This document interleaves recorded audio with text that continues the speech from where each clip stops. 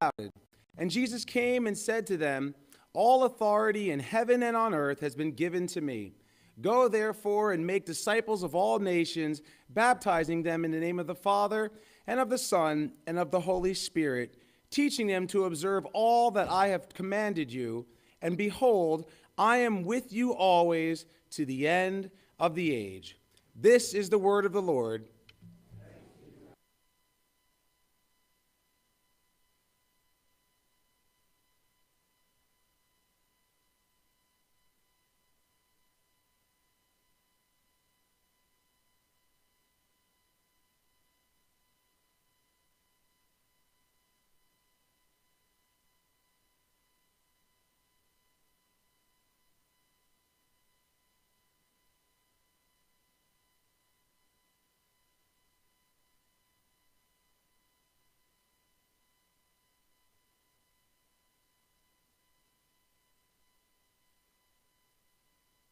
That is our vision here at Good Shepherd.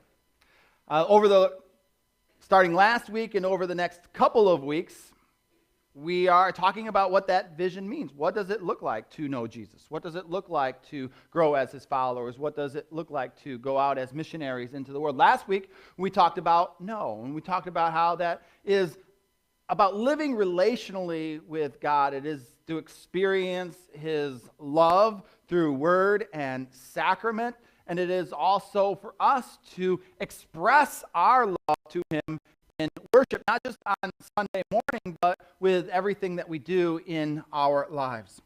Today, we're going to be focusing on the second part of our vision, which is grow as his followers. When we think about this concept of growing as his followers, there's really one word that summarizes it. One word that is what this statement is about, and that one word is discipleship. That is at the heart of the mission of the church. If discipleship is not happening, then the church is not happening. So, Steve read here a few moments ago the Great Commission. And there are 4 parts, 4 words of action that we hear in the Great Commission. The first word is go. The second word of action is make disciples.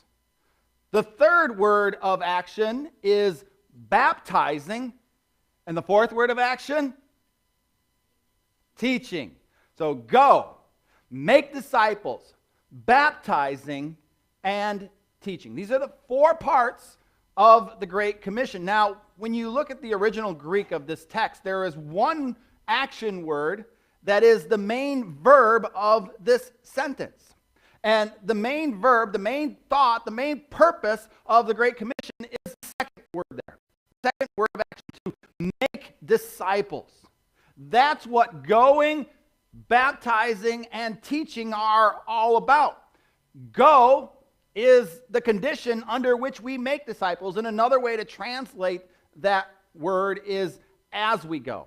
So in other words, you don't need to go on a mission trip to make disciples. You are called as a believer to make disciples as you live your life, as you go to your places of work, as you go home today from worship on a Sunday morning, as you go to the places where you recreate and where you play, where you go to meet other people in your neighborhood. We're called to make disciples as we go. And how do we do that? Well, God gives us the sacraments, baptism and the Lord's Supper. So it's through baptism, and it's also through teaching and through training. Now, unfortunately, much of the church misses the heart of the mission. Much of the church misses what it is all about. 75,000 Christians, church-going Christians, were asked in a survey, what is the mission of the church? And there were a couple of answers that they were given to select from. The first one was to teach people how to live the golden rule. The second, to be the moral backbone of society. The third one was to make disciples. And the fourth one was to provide a place of fellowship to share God's love with one another. 1, 2, 3, or 4. What is the purpose? What is the mission of the church? We just read the Great Commission. To make disciples. Unfortunately, when asked this question, only 35% of believers were able to correctly identify the mission of the church. A few people put to teach people how to live the golden rule. A few other people put to be the moral background of society. Most people, 57%, answered to provide a place of fellowship to share God's love with one another. You know, that's all well and good. And we do that. We need to gather. But recognize that's the huddle. In a couple hours, many of you are going to turn on your televisions. And what are you going to watch? Football. And some of you are going to watch the New York Giants. Now, you watch them to hopefully see them score a touchdown. Hopefully, right? You watch that. You turn on the game to hopefully have them win the game. Although we're still waiting for that, right? What you don't do is you don't turn it on to watch them huddle, right? You don't turn it on and say, "Oh, our team has the best huddle. They huddle like no other team in the NFL." You know, they form a perfect circle. And Eli, the way he calls plays in the huddle, it's just awesome. You don't see a highlight on ESPN of the huddle, do you? Now, here's the thing. What am I talking about here? It's not about the huddle. Do you understand that? You know, the huddle's important. The huddle's a part of the process of hopefully getting into the end zone. But at some point in time, you need to break the huddle. And you need to run the play. And that's what discipling is about. It's about more than just huddling together on a Sunday morning, but it's then actually putting into practice the play that's been called by our Master. Discipleship is also about growing. You know, our kids, they're growing like weeds. For the boys, you know, to start off the school year, we're a month in the school year and the pants are already, you know, like that. You know, the thing is they're not the same. They're not the same as they were a year ago. They're not the same that they were even a month ago. They're different because why? They're growing. And when you are growing as a follower of Jesus, things change. And you won't look the same. Yeah, maybe your appearance will look the same. But the clothes you once wore will no longer fit because you will be different. And so here's a very pointed question, something for you to think about. In your own journey of faith, how are you different today than you were a month ago? How are you different today than you were a year ago? And if you can't think of any way that you're really different, how God has changed your life, you have to ask the question, how am I being discipled? How am I being trained? How am I growing? Growing as a follower of Jesus, you will naturally look different. You'll look different than yourself a year ago, 10 years ago. You'll also look different than the people who are around you. Think about your coworkers who are outside the kingdom of God. Think about friends that you have who are outside the kingdom of God. How do you look different than they do? What is different? how do you speak differently? How do you act differently? How do you set your priorities different than them? And if you can't identify a way in which you are different, a way that you've been changed from, being like them to what you are now, the question to be asked is are you truly a follower? Are you a follower of Jesus? Because a follower of Jesus, when we follow Jesus, he will change us. He will transform us. And it's not just about sitting in a pew on Sunday morning. There are people who have sat in pews for decades and are a spiritual infant just like they were when they started sitting in the pew. And at the same time, there are believers who've sat in the pew of maybe a very short time, but have grown decades in terms of spiritual maturity. Spiritual maturity does not equal the number of gray hairs that are upon your head. Listen to what is written in the book of Hebrews. For though by this time you ought to be teachers, you've been taught and you've been trained long enough, you need someone to teach you again the basic principles of the oracles of God. You need milk, not solid food. There's a starting place, but you can't drink milk your whole life. Eventually you need to go to solid food. For everyone who lives on milk is unskilled in the word of righteousness, since he is a child. When we're talking about spiritual maturity, again, it's not about your age. There are teenagers sometimes that are light years ahead of some adults. Paul goes on to say, solid food is for the mature. Those who have their powers of discernment, what's the word here? Trained or discipled by constant practice to distinguish evil from good. It's in some ways, it's not about head knowledge, but it's about taking the head knowledge that we are given. It's about taking what we were taught in the Word and then putting it into practice. And it's about becoming selfless. A lot of us, we live self-centered. Especially here in America, where consumerism is the religion of many. And as we grow in spiritual maturity, it becomes less and less about us. And it becomes more and more about the kingdom. It becomes more and more about God. It becomes more and more about others.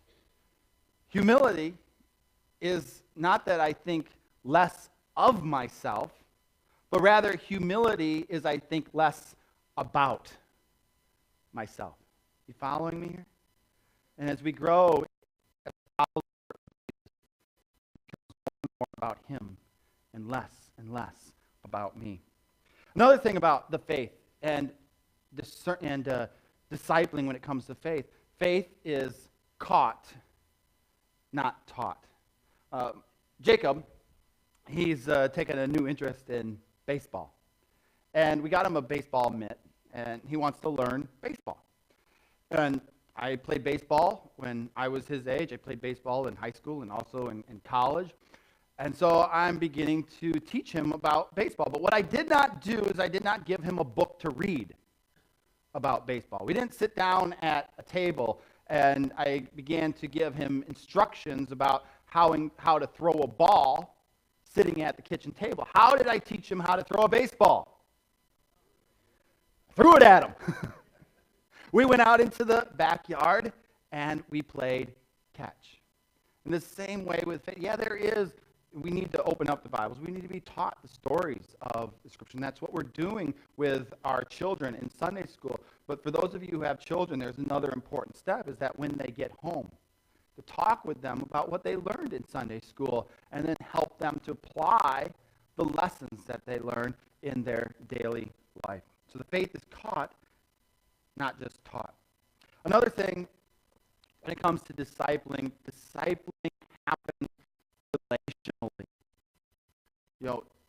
Who are you being discipled by? Do you have a mentor in the faith? Someone who is ahead of you in some way or another, who is encouraging you, teaching you, and guiding you. Do you have peers? Because here's the thing. The 5 people that are the closest to you, the 5 people that you intentionally spend time with, you're the average of those 5. And the people that you spend time with intentionally, are they people who pull you down, or are they people who lift you up? We talk about peer pressure, and the peers, the people that we surround ourselves with, are so important. Are they people who are people of faith, or are they people who are not of faith? At the same time, so you need mentors, you need peers who are going to encourage you, and you also need those who you mentor. Naturally, for many of us, those who we mentor are our kids. We send our kids to Sunday school, but I'll tell you, the Sunday school can only do so much. We have your kids here for 1 hour to teach them the stories of the Bible. How many hours during the week do you have your kids? 167 hours. 1 hour compared to 167 hours. 1 hour, what are they learning the other 167? There was a study done of what influences youth. And they talked about primary influencers, secondary influencers, and then there were everything else. Now, a lot of us think that the biggest influences in our kids' life might be their peers. It's not their peers. The biggest influence that was discovered is their parents. For better or for worse, you have more influence on your children's life than anyone else. And they will strive to do what you do, to be like you, to have friends like you have. Don't say, do as I say, not as I do. Say, do as I say, and as I do. You be the example. Recognize you are a mentor. Because here's the thing. When we teach others, the best way to learn is to teach. I can tell you the person in a classroom who is most knowledgeable of the subject is the one who is teaching the subject. And you might be thinking to yourself, who am I to mentor anyone else? But when you put that self, there's what's called imposter syndrome. You don't think that you belong there. You don't think that you have anything to offer that is of value. But God, you've lived with God, you've dwelt with God, you know Him, and you have much more to offer than you ever realized. And when you step out of that comfort zone and you seek to mentor and train others, now there's some accountability in your life. As a preacher, I'm up here standing, I'm talking to you here today, and you better believe that there is a sense of responsibility that has come over me as a preacher, as a pastor, that I better be practicing what I'm preaching. Accountability is brought into your life, that you better start practicing that which you're preaching. Another thing about discipleship is that it needs to be intentional. It doesn't just happen. What does Jesus say? Seek first the kingdom of God. Strive for it. Make it happen. Don't just sit back and let it happen. I talked about drifting last week. When we allow the river current to take us, when we allow the wind and we allow the waves to take us and just drift where we will, we're never going to drift anywhere good. And most people find themselves in the place in life that they are, not because of necessarily poor choices that they made or one big decision, but oftentimes we find ourselves in a difficult place, a place that where we're outside the kingdom because we allowed ourselves to drift over time. The scribe came up and said to Jesus, "Teacher, I will follow you," he says, "wherever you go." What did Jesus say to him? Jesus said, "Foxes have holes, birds of the air, they have nests, but the Son of Man, he has nowhere to lay his head." Another disciple said to him, "Lord, let me go and bury my father." And Jesus said to him, "Follow me and leave the dead to bury your dead." Here's the thing, it's not easy. The disciples, they left their fishing nets behind. They left their tax collectors' booth. Here Jesus says, leave the dead to bury their own dead. Following Jesus will make you uncomfortable. Remember, following Jesus is about